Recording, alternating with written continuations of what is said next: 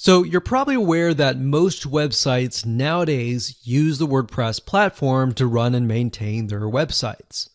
Most likely you're using it now. Recently, WordPress made a major overhaul of their editor. It went from the classic editor to what they have coined as the Gutenberg editor. But here's the problem. If you do a quick search on the Gutenberg editor plugin, you'll actually see a lot of negative reviews. And this is because even though it's listed as a newbie-friendly editor, there's a bit of a learning curve that you have to get over to understand it all. But now it's not just a plugin. It's built in by default into the WordPress admin dashboard. So that means when you update your WordPress site, you're going to see the Gutenberg editor. And most likely you jumped in and thought, this looks more complex. I want the old classic editor back. Now, while we'll show you how to get the old classic editor back, the purpose of this course is to walk you step by step, click by click, and by the hand. Now, if you can watch and follow the mouse, you will be a pro by the end of this course. And you'll find the editing experience to be much more enjoyable and productive. In fact, Gutenberg is not hard at all.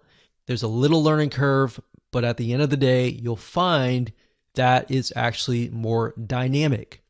This is a 9-part step-by-step video course. You're going to learn how to use WordPress Gutenberg editor today. And this training course was designed to help you understand how to use the Gutenberg editor in depth, even if you're a newbie. So here's a quick overview of what's inside this video course. Video number 1 is the introduction. Video number 2 is a quick overview of the user interface. Video number 3 is understanding the types of blocks. Video number 4 is using the sidebar. Video number 5 is common blocks. Video number 6 is formatting blocks. Video number 7 is layout elements. Video number 8 is, if you're not ready for Gutenberg, how do you revert back to the classic editor? And of course, video number 9, we'll talk about more editor options in terms of editors that you can pay for, but they're a lot more extensive. They can do a lot more than Gutenberg, so that you can see the differences between the Gutenberg, the classic editor, and all the other editor options. All right? So go ahead and grab this course and learn how to use Gutenberg editor to the fullest. Okay, just want to say congratulations. If you've reached the end of this course, that's great. And now we're going to talk about more editor options. Now, besides the Gutenberg and classic editor, there are actually more editor options available commercially. Now, what I mean by that is that there are other plugins that have different editors that look nice. Some of them include Thrive Themes, WP Bakery, and Elementor. Now, each has its pros and cons. They have their strengths and weaknesses. And really what it comes down to is which one do you like the best. So you saw Gutenberg. Most of these are very similar to Gutenberg and they utilize blocks, but they just look a lot more nicer and they have a lot more options. So that's really the main difference. So we like Elementor the most because it's super easy and more importantly, super fast. One thing to note is that as you begin to add more plugins to your WordPress site, it will actually slow things down. So what we've done is when we've tested things, we found that Elementor it has a lot of features, but it doesn't have a lot of coding, so it runs really, really fast. And it won't slow your website down. So with that said, like I said, Thrive Themes and WP Baker are really, really good choices. So let's go ahead and hop on over to those websites and show you these in action. Okay, so let me talk about the differences before we actually install Elementor as a plugin. So if we go up at the top here, we've got WP Bakery Page Builder. And as you can see, between the three of these, there are millions of people that use 3 of these editors. So it really comes down to which one do you like the best and which one fits your business the best or your website. So as you can see, this one costs $45. And if you scroll down, you can get an idea of what it looks like. Now, we've used WP Bakery before, and it's really decent. There's a lot of templates in it that are built in. In fact, Thrive Themes and Elementor have the same thing. So for all of these, you'll find templates. You can find and you can look through the templates, and if you like them, all you have to do is simply click them and you get the design. So as you can see, the main difference between these and Gutenberg is Gutenberg does not give you templates. You are building everything from scratch. Same goes for the classic editor. So these take your design level to a whole new level. So this is WP Baker. You can see the features here. So there's a lot of things you can do. So to get here is wpbakery.com. Next up is Thrive Themes. That's thrivethemes.com. Now, Thrive Themes is a lot different than just an editor. They have tons of plugins that go into things like opt-in pages. You can create sales pages. You can create funnel pages. You can do all sorts of things. So it's not just an editor. So you can see here, you can create forms. You can create all sorts of light boxes. You can do A/B testing. You can do a huge amount. And this is something that a lot of businesses typically use because it has so many different features. So it's very, very feature rich. So as you can see, here are the features right here. Now it's a little more expensive. As you can see, it's $147 for 15 licenses. But remember, WP Bakery was about $47 for a single license.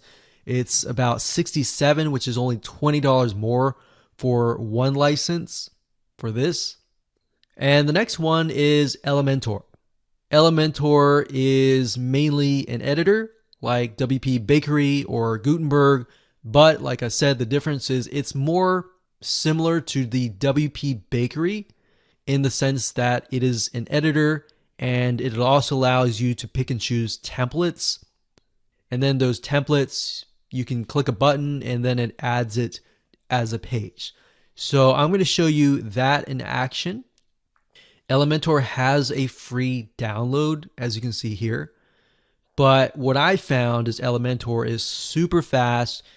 It's super easy to create really good looking sites with ease. So you're kind of getting an idea here. Scroll down here. So it says built for professionals from freelancers to agencies. So you can use this, let's say, for example, if you're like a web designer, a website master, or anything like that. So this is great to use for your clients. You can also build forms like Thrive Themes to build a list. It's developer friendly, so you can edit the code very, very easily. And it's built with blocks. So I'm going to show you Elementor in just a second. So we'll go back over here. Now I'm going to go ahead and deactivate the classic editor because I don't want that. What I do want, I'm going to click on Add New. We're going to go type in Elementor. So that's Elementor. Make sure we spell it right, like that. So immediately upon entering the keyword, we can see that here, Elementor Page Builder. Now bear in mind they have a pro version which you can buy, but you can do a lot with their free editor. Just the free level itself, there's a lot of really good features. And that's why I like it. And that's why I feel comfortable with recommending that to you. Now as you can see here, it says welcome to Elementor. You can watch that. We're going to create our first page. So we click on this.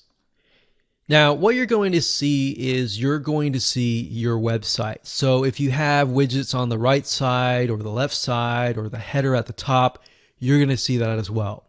Now, this is the Elementor editing box. So all you have to do is simply drag a widget here from over here, or you can click the plus sign similar to the Gutenberg and add a section. So we have intersections, we have headings, we have text editors, images, videos, buttons, spacers, dividers, Google Maps, icons. So as you can see, Gutenberg does not have Google Maps or icons. So there's more. You got image box, you have icon boxes, you have star ratings, you have image galleries, image carousels, icon lists, progress bar. So let's say, for example, that this were to be an opt-in page. So if we clicked progress bar and we dragged it over here and we dropped it, there we go. That's it. It's super easy. And of course you have the settings over here that you can edit. And of course I can go back over here and click plus. Let's say we want a section here. Let's have 2 columns. So we click plus and we can go back over here. Let's add maybe heading here. And then of course, we'll go back over here and we can add maybe an image. So you can see that it's actually a lot easier than Gutenberg when it comes to editing. So that's a free version. Now, let's say, for example, that you want to utilize one of their templates. So if that's the case, I'm just going to delete these here like that. I'm going to click on this folder here. So click on the folder. What it's going to do is it's going to allow you to enter their library of templates. So you can see which ones are free and which ones are on the pro level. The pro level has this little icon that says pro. You can't use that unless you have the pro level plugin. So you have to purchase it.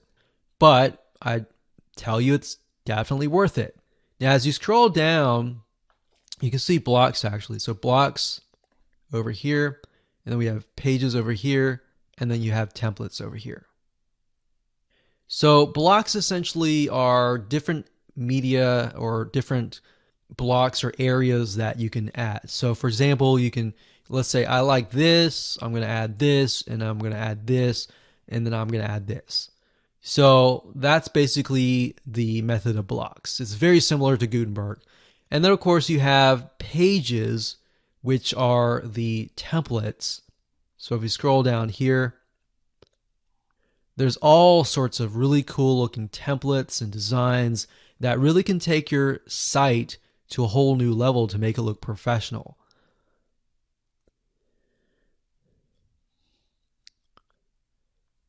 So let's say, for example, that we're selling something and that we like this one here, or yeah, let's do this one. Okay, never mind. That's pro. So let's scroll down and find something that we really like. So let's say, for example, that we're editing our website and it's still in construction mode, but it's coming soon and it's coming in 2 weeks. If that's the case, let's say we like this one here. Okay, that's pro. Okay, we'll just do this one here. Okay, click insert. That's all you have to do.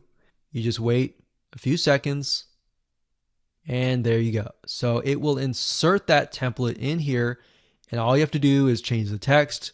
You can change the images and there you go. So that's Elementor. I highly recommend that you can upgrade to the pro version, but as you can see, utilize the free version first. If you feel like you need to go pro, go pro. If you don't, stick with the free. So I hope you enjoyed this course. You can see the differences between Gutenberg, the classic editor, WP Bakery, Thrive Themes, and Elementor.